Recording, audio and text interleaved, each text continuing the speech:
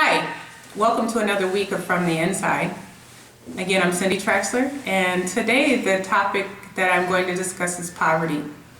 It is a topic that's near and dear to my heart because of my own personal experiences as a youth living in poverty and what I've learned from it and what I know to be true about it. It is a challenging topic. It's a very layered situation for anybody that finds himself in this situation.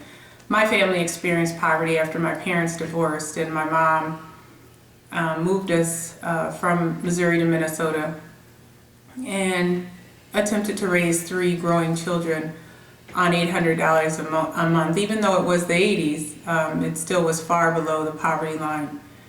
And for the first time in our lives, me and my 2 brothers experienced what it was like to not have enough of your basic needs. You know, there was more month at the end of the money, so to speak. And that experience went on for about 3 years, maybe 2-3 years, and it was devastating. Devastating because not having enough is debilitating on so many levels. I don't know of any other word to use. The only thing that I can say is that the environment that we were in was relatively safe considering the lack of resources my mother had. The people around us were not violent, so we didn't experience those kind of environmental effects of poverty like so many young people are experiencing in today's world. And it is terrible because as you grow up, if you've never known what it is to be hungry, it is not something that you ever want to experience very often, more than once, for any extended period of time, because it warps your reason, your ability to reason. It warps your ability to think. It warps your opportunities. It halts the human being that you are destined to become. Because when the thing that you have to do is worry about the basics, the food, the shelter, the clothes, when you have to expend energy doing that, it creates desperation. Desperation creates poor choices. Poor choices create illegal acts, addiction, etc., etc. And because you are living in a condition of poverty, there is no cushion. There's nobody to bail you out of jail. There's nobody to borrow money from. There's nobody to give you a hot meal often. And the food shelves are fine. They get you through that moment, that day. But the long-term issues of poverty are debilitating, very cyclical, and the people who are raised in it tend to create environments where they raise more children in it. And this is where I feel the conversation really takes a turn. You know, we try all the time. We have this so-called war on poverty that's been going on for years, and yet there's still poverty. We know kids are going to bed hungry every night. We know that mothers and fathers are struggling to feed their families in this environment. We know these things, yet it seems that nobody really understands what it takes to fix these problems.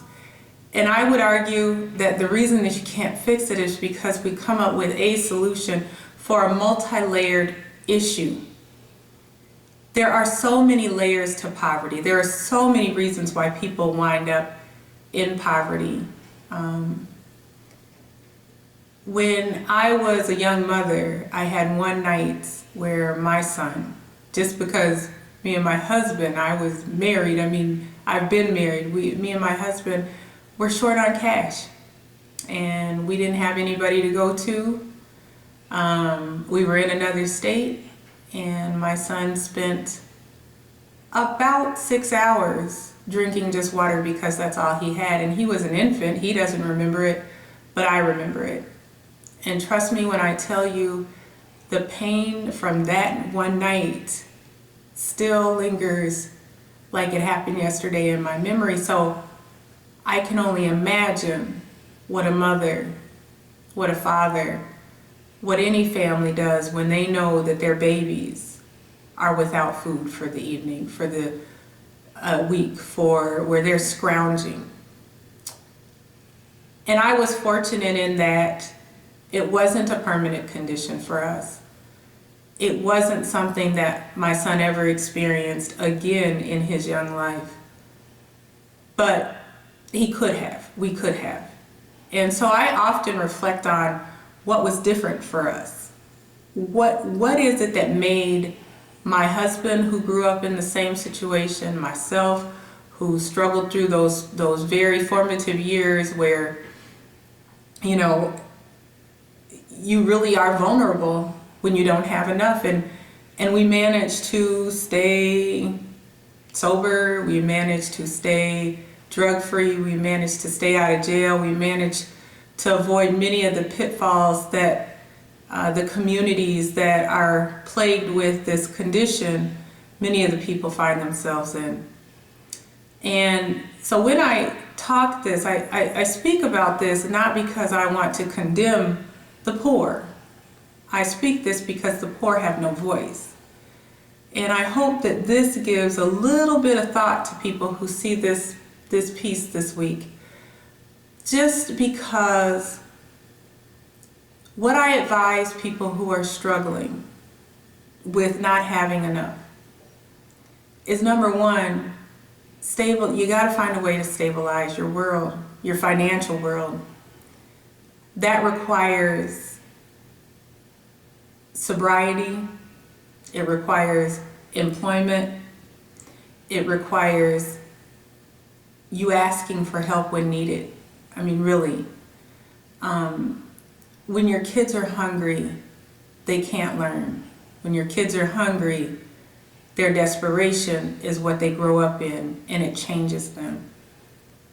I advise people to seek out education. It really is the cornerstone. It's the groundwork needed to move forward. If your poverty is just because you have health conditions, like I said, there's so many reasons people find themselves, mental health issues, illnesses, job loss, emergencies. If there are those things that can be simply fixed, then seek the help to fix them. But for those that are young people especially, if you're finding yourself in it, stay away from the crowd, because the crowd around you is not going to help you out. They can't. They don't know how. Their desperation is equally as profound as yours, and they will not show you the door because they don't know where it is.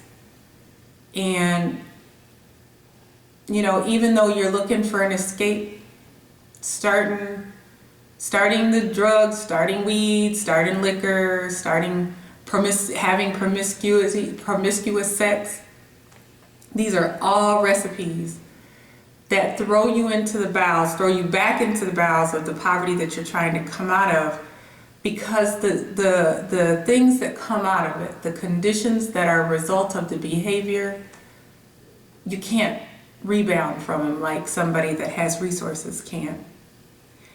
Your parents can't bail you out. They can't get you the lawyer.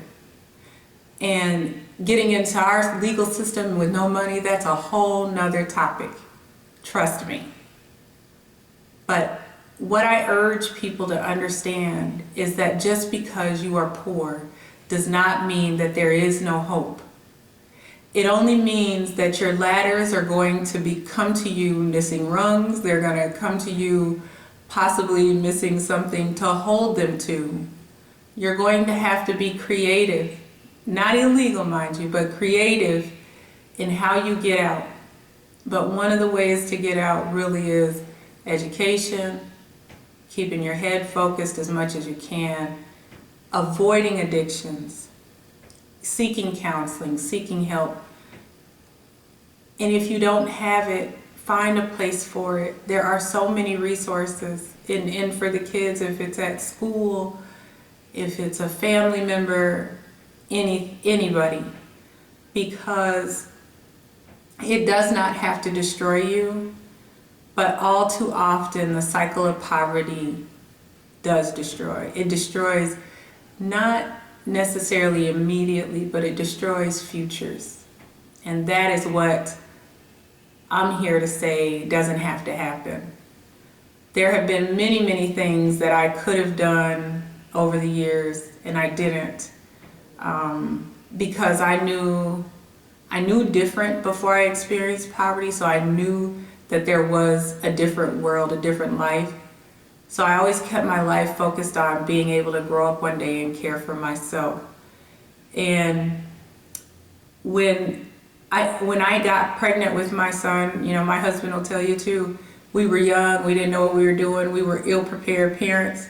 But the one thing that he and I did together was we made a conscious choice not to have another child in our situation. And that, quite frankly, is a topic that we will discuss probably next week. I'm going to touch on the solo versus single parenting next week.